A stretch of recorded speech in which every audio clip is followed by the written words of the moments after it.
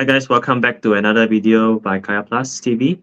And this time round, I think over the week we have stumbled upon a very, intuitive video by our Minister Rafizi. That particular video is actually a session on interview of him during the Qatar Economic Forum, and it revolves around some of the plans that the current Malaysian government has for the Malaysian citizens. So we felt that the items and the topics that he touched upon is interesting, and of course, I think as Malaysians, it's worthwhile to really understand what is in plan for us and whether these plans are tangible or not, and whether it can help Malaysia to, uh, go to the next step, be it in terms of becoming a high income nation, be it in terms of becoming more resilient in terms of the future economic game plan. So, of course, I'll pass it on to Chun Bing and bring us through what did our minister actually touch on, and we'll actually give our commentaries and our opinions. Of course, you do have comments, you can actually leave them in the comment section as well when you watch through the video. Yeah, of course. I mean, we will also leave the YouTube link about the entire interview for your reference. You just check out the description of the video. I mean, long story short, of course, if you are Malaysian, the biggest thing that hit the headline, basically giving you the bad feeling about the whole economic performance, is all revolving about the currency performance. I mean, like it or not, this is a few things that making the headline.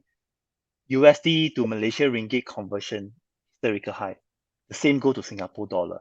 So because if you look into it, basically Rafizi is taking the economic portfolio, while of course our Prime Minister also take on the Finance Minister position. So this is a few things that you will actually relate to his result, right? Or his performance after he take on the office. And then the only thing that come into your mind, weaken ringgit, nothing much. That's why when we come across this video, I think it's quite interesting to basically share it out with you. What is the key pointer? And then what is the plan laying ahead? But of course, if you come into your mind going across all this new, maybe the thing that caught your attention about Rafizi performance, I think probably nothing much, but it's about this vending machine. I was making joke about this with Jupan, that because I basically have worked in the office that's nearby in KL Central, and then I think it's about 1 to 2 months ago there was a official launching, and then Rafizi was there. Of course, I walked past after the opening ceremony. It's quite interesting. It's a vending machine, but then you think he take on the office for 6 months. The result is only about the vending machine that allowed basically the B40s to apply for this program, and then they can basically sell the food through this initiative supported by the government. So long story short, basically this is just a vending machine that allow you to buy things, and then of course majority of the food inside the vending machine is quite affordable. Like you can get your basically hot dog break with just 2 ringgit. It is typically lower than the one that you can get from My Meals or Family Marts. So it basically give a lot of people the impression that there isn't much result about the economic ministry. And then when we go into the interview, he actually shared a few key pointers that we wanted to bring into your attention.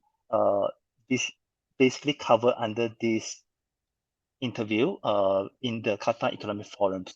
And of course, what is the first thing that highlighted by Rafizi himself is saying the overall aim about this, the overall aim about Malaysia government is to basically bring the whole nation to basically overcome the middle income trap, and then make the whole Malaysia go into high income nation. And then they plan to achieve it in between 2026 to 2028, right? So what is the few plan that actually can make this happen?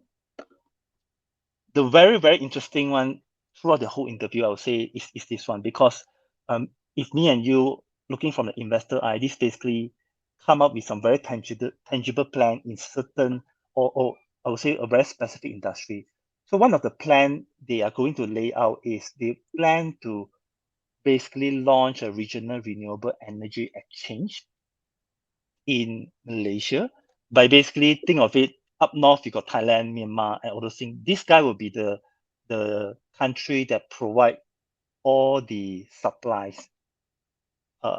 No, and then of course the demand side will be country like Malaysia and Singapore basically consume the thing. And then Malaysia strategically located in this area, we can be the hub to basically facilitate the exchange. And then to make this thing happen, the government has made a commitment to basically scale up the renewable energies capacity by about 11 times, which also translated into 150 billion investment in infrastructure in the next 20 years. So it's quite interesting. When we have this information shared by Rafizi, we basically go into SEDA to basically check out what is the renewable energy roadmap. And then you can see in this chart, this is the plan. They go as far as 2035. Uh, it basically didn't gel or align with the number shared by Rafizi. Because think of it, right now we are in 2023. We have about, let's say, 11,000 megawatts, which what he has mentioned just now, 11 times in 20 years, maybe for simplicity's sake, is about 5 times in 10 years. By 2035, it is supposed to be 50 over 1,000 megawatts. So of course, all this number, it's not, it cannot gel.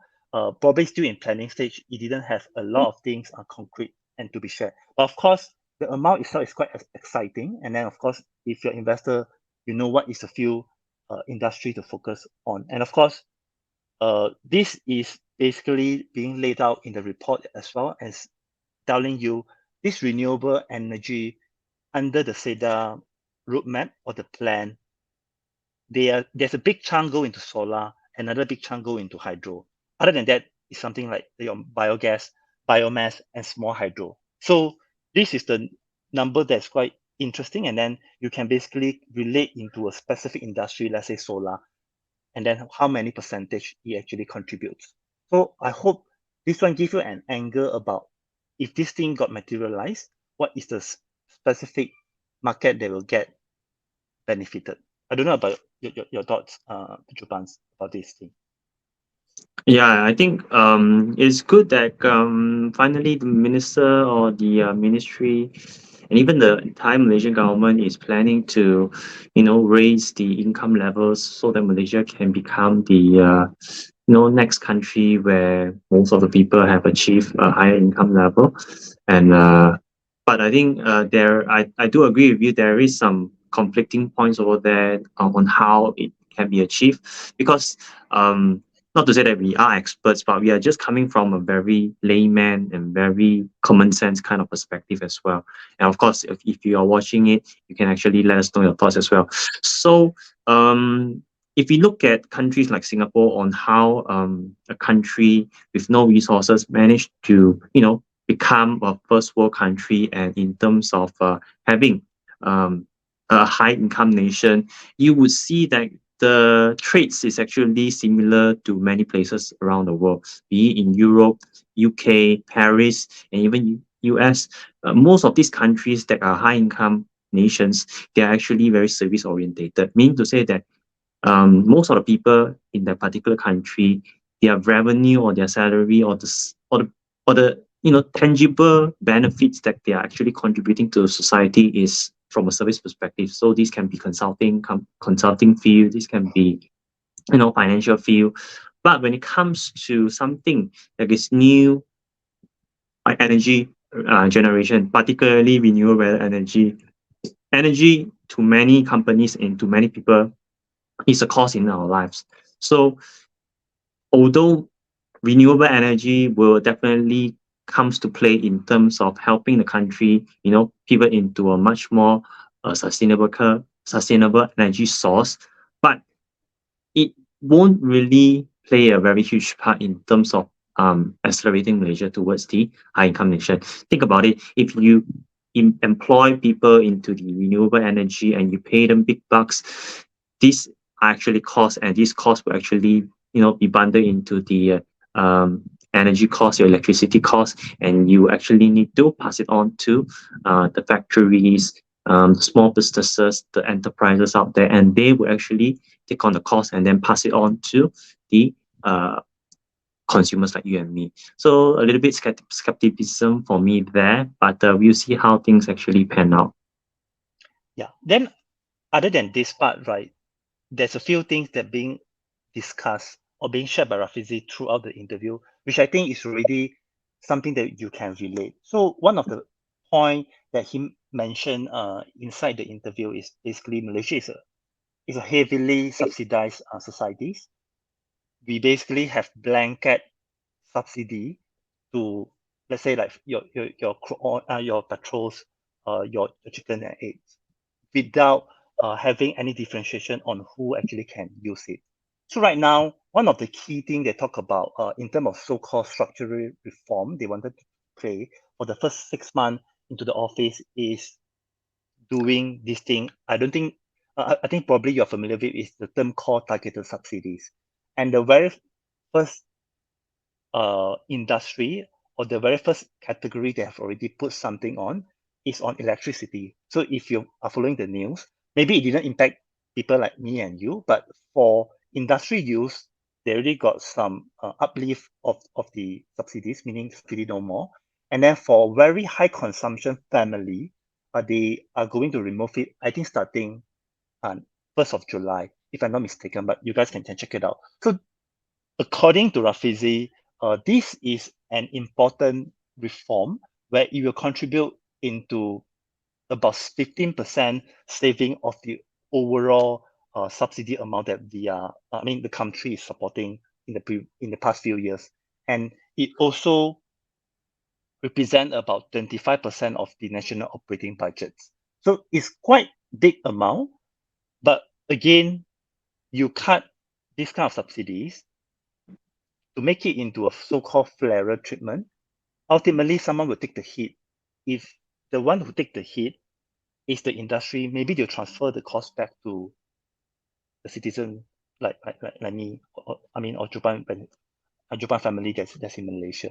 So again, he did mention what will be the usage of the money that managed to save through all these so-called targeted subsidy is also, of course, going back into infrastructure investment, things like that. But it's a bit high level. So we shall see if, let's say, this indeed is a very successful cut, where the money actually go. And this is another key point that actually brought out by him. Eventually, they will do all this alignment and also announcement that going to be announced in the national budget, which going to be happen, I think, about end October or early November. So this is another point that brought out by him, targeted subsidy, to basically make the whole spending a little bit more efficient. Then, other than that, this is a bit interesting, but again, it's a very open-ended concept that he trying to basically craft a picture saying, in the education market or how Malaysia train up the skilled workforce. Right now, we are very much focusing into national certification. You get SPM, you go to uni, you get a uni cert, and then you get a job. But of course, this thing can be quite slow in response to the industry needs. So let's say you are engineering students. The time when you actually go inside your uni, all the syllabus inside probably is something that about maybe 3 to 5 year lag from what the industry is using right now. I personally can feel that because I'm actually in engineering field. When I actually step in, the theory that I study is about, I think, Pentium 2 or Pentium 4. By the time we are no longer using this kind of processor, although it's also important for you to get the fundamentals concept, but there are some gap. Now, of course, when you wanted to apply it, when you go into job field, there is a gap for you to catch up. So what he's trying to say, they are going to emphasize the so-called on-site training, and how to actually achieve it is something that he mentioned. They will basically move away from a purely tax and fiscal incentive to the industry. Let's say semiconductors, which is one of the very important industry in Malaysia. Rather than give them all this tax reduction, they will actually give it in another form. So they probably will spend the same amount of money, but then the money need to be used by the company, and then the company need to claim it with some kind of program that actually launched to train up the workforce. So rather than you want to get tax deduction, for example, you need to run some program, you need to run some internship, pay the guys, things like that. But of course, nothing concrete being mentioned, but this is the concept that he actually highlighted, which I think personally is a good concept, but how realistic is it? Uh, I don't know. Maybe Japan can give some input from what you see, what is actually happening in Singapore. I think the thing about what's happening right here is that firstly of all, of course, Singapore is not majorly a manufacturing hub. Um, it is more towards the service industry, financial industry as well. So, of course, I think in terms of technological know-how, there is little to no gap in terms of what graduates here would expect if they actually end up in a financial field. But I do understand the point if you're talking about industries which are always innovating and always, pushing the boundaries, breaking new kind of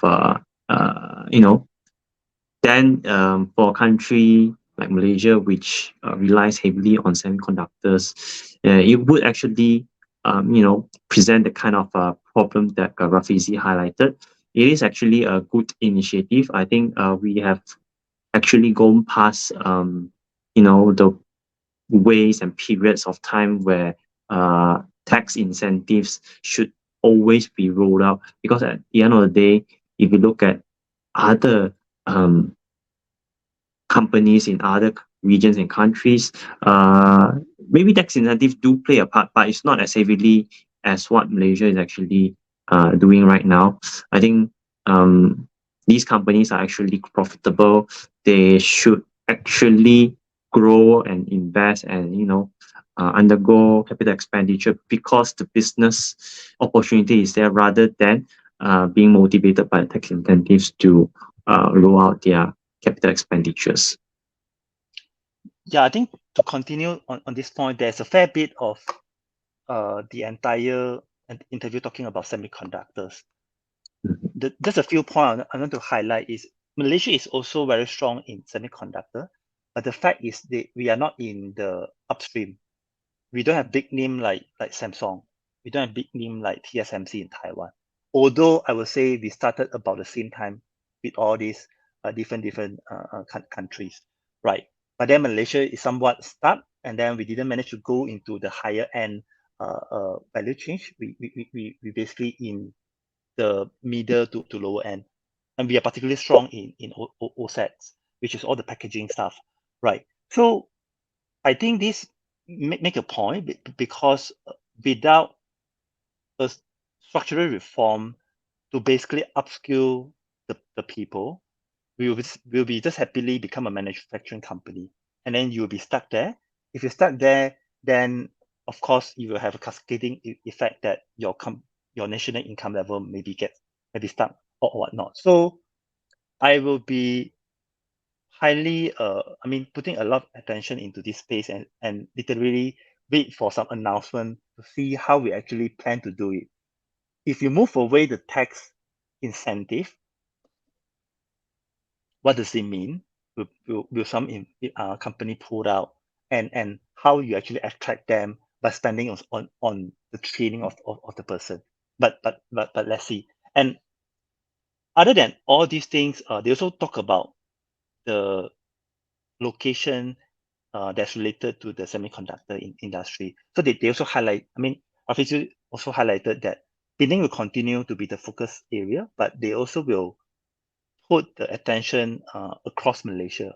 For example, central region, probably the higher end stuff like R&D centers, and then probably some data centers. So this is a few things he planned to do, not just Penang alone, but it will be some investment, some plan throughout the whole Malaysia. And then inside the interview, he highlighted two key things. I would say if you are an investor or you are Malaysian that actually cared about the potential thing that happened to the economy, this is a few things that we need to basically pay attention in.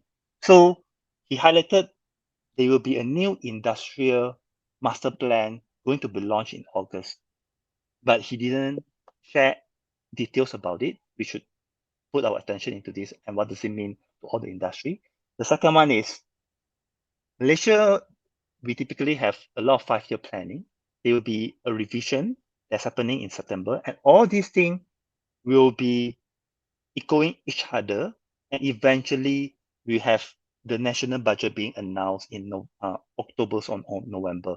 So this is a few key months that we should put our attention on, and then if you're an investor, you will know where the focus, from the government, and you probably know where to park your money. So this is a few key takeaway about the sharing or the interview section that's happening in Qatar about 1 month ago between Rafizi inside this forum. But I don't know about you, Jupans. Do you think it actually impressed you from some of the sharing, or the weakened ringgit indeed signaling something that Malaysia economy is not performing at all? Of course, I think it's a mix. Of course, some of the ideas and some of the proposals breathe a little bit of new life to the potential of Malaysia in terms of the prospects and catalysts. But as we mentioned in the earlier parts of the video, some of the suggestions and some of the proposals don't really hold much ground from a common sense point of view. Nevertheless, we still are more anxious and much more anticipating what actually will be the budget when it's being tabled at the end of the year. But moving from that, I think looking at the current currency strength, I think not only Malaysians are spooked and anxious, but also the companies that are actually operating in Malaysia. So you have a few numbers, a handful of companies which are MNCs, but they're actually having their base in Malaysia. So I think that part of it will actually hit them pretty bad in terms of when you report back their earnings back to their respective home country, because ringgit has been actually deteriorating against most of the currencies around the world. So I think these companies will actually be anticipating a hard hit, not because economy has not recovered or not because there isn't economic activity in Malaysia, but just purely the fact that the weakening ringgit, when you convert back, will actually paint a very unfair picture of the market performance, particularly for the Malaysian market. Yeah, to continue on this point, I mean, we also wanted to share a few things that from factual figures perspective, what does it mean? The fact is Malaysia ringgit did weaken against, I would say, almost every single currency. But then if you look into the so-called inflation rate in the past 1 year, so this is some of the stat that we managed to pull out. If you look into the number that is actually reflected, let's say you compare between Malaysia and Singapore's, the number is actually quite different. At the peak, I mean, Q3 or Q4 last year, our peak is actually at about 4.7, if you look at it. But the peak that's happening in Singapore is actually 7.5. So this is some factual figures that you should take note. Our inflation, although we did feel it, but it's not that bad in a way from overall figures. But of course, there are a lot of other angles to it, and we can debate about it. And if you look towards US, the past 12 months is also peak at 9.1 and then slowly going down. If you're from this kind of angle, it seems like Malaysia is controlling the inflation quite well in a way, but debatable, you don't really feel it, right? Another thing that we wanted to share about is the so-called interest rate. We take on the Malaysian interest rate versus Singapore average overnight interest rate as well. Malaysia right now is back to 3, the OPR.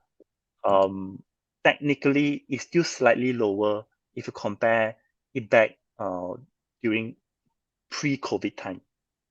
So a lot of people saying, "Wow, your OPR going like crazy, going up like crazy." But if you basically remember back in 2019, is technically higher than the level you're at right now compared to Singapore. This is another example. So what we wanted to share this is all these thing is related in a way. If you wanted to counter your weakened ringgit, there's one way, which means we increase our interest rate. So we follow the momentum provided by US. For example, if let's say we use that as an anchor, if you keep on following up, and of course, when you have interest rate higher, people tend to put the money inside for fixed deposits. So there's a concrete returns. But Malaysia, right now, we are at 3, while let's say Singapore is at 4 already. So think about it. If you wanted to save money, you don't want to invest, you just want to take the fixed deposit. Then you go to Singapore. For example. So this could be one of the factors that actually contributing to the weakened ringgit, but this is not the only reason. So, I mean, we shouldn't be swayed away with a lot of big headline that actually showing us in the news portals. We should go into the figures, and a lot of things is relative. I don't know about you, Japan, after seeing all these actual figures. I do have my own thoughts and opinions about it. So if you look at Malaysia's inflation rate against other countries, thankfully, inflation peaked according to the trend, but it hasn't really gone as high up as some countries like Singapore and US, purely due to the fact that Malaysia is still a very um, agricultural focused country.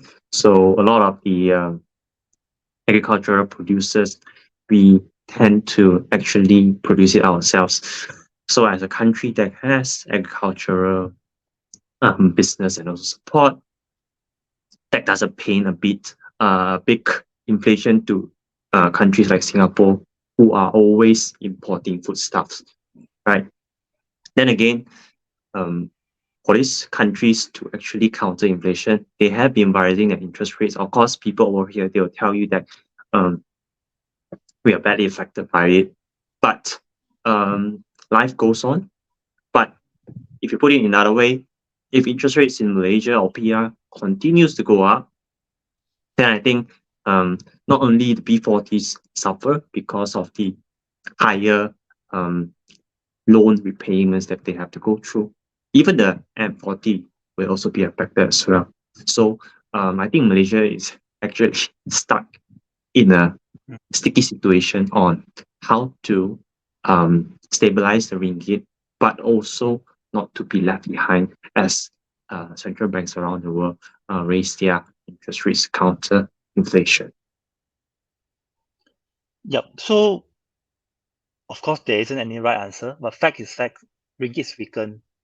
We don't really have a very bad inflation number or interest rate. But like it or not, if you want to go travel, you suffer, you take a big hit. And overall, the whole world is actually facing, I would say, rather bad time. Prices are going up, salary probably starts, things like that. So we got nothing much to share on this. It's just we wanted to say, in time of uncertainty like this, always make sure you invest your money or your time in the right place, if possible. If you don't know what to invest, be it stocks or whatnot, there's one thing that I always tell my friend is you invest back into yourself if you don't know what to do. Spend money to attend some course. Spend money to basically go to gym to make yourself healthier. This is something to keep you competitive to keep you relevant to swear to this kind of bad time. Yeah. Hopefully to today's sharing give some hints or some fact about what is going to be happening to Malaysia in the, let's say, next 6 months or next 3 to 5 years. But then take all these things with your own judgment as well, and be reasonable. Be reasonable when you want to make any decision. Yeah, I think that's all from me today. Yep. So I think that's it for today's topic. If you have your comments, your views, do let us know in the comment section as well. And if you really like our new kind of format, do let us know what topics should we cover in the future. And of course, to give us a like, subscribe, and turn off the notification bell button so that you will be notified the next time we roll out and update our new videos in the future. So take care. I will see you in the next one. Bye bye.